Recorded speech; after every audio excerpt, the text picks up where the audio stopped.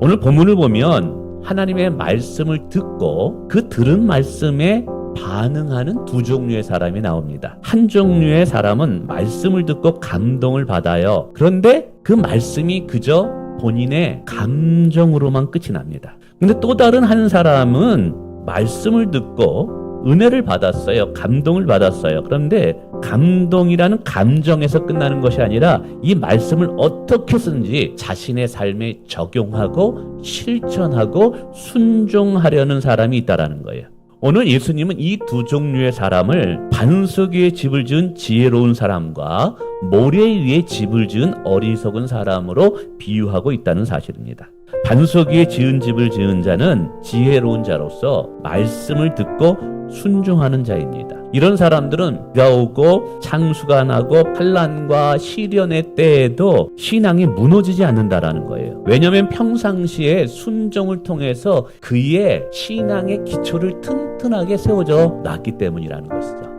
반면에 모래 위에 지은 집을 지은 어리석은 자는 말씀을 듣고도 행하진 않아요. 예배 자리에 와서 또 성경을 읽고 은혜를 받았다고 이야기하는데 거기서 끝인 거예요. 행동으로 옮기질 못하는 거예요.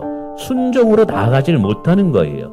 신앙에서 중요한 것은 단지 말씀을 듣고 이해하는 것이 아니에요. 신앙에서 정말 중요한 것은 내가 알고 있는 말씀을 실천하는 거예요. 행동으로 순종하는 거예요. 한마디로 오늘 우리의 신앙이 말씀을 듣는 신앙에서 머무는 것이 아니라 말씀으로 살아가는 신앙으로 나아가기를 원한다는 거예요. 뿐만 아니라 순종은요, 우리의 믿음을 더 건강하게 만들어요. 마치 그래서 이 순종이라는 것은요, 신앙의 근육을 키우는 것도 같아요. 한 번의 순종으로 내 인생이 완전히 꿈과 같이 기적과 같이 일어나지 않을 수도 있어요. 그러나 작은 순종 하나하나가 모이게 되면 여러분, 그것이 여러분의 삶에 놀라운 기적을 만든다는 사실을 기억하시길 바랍니다.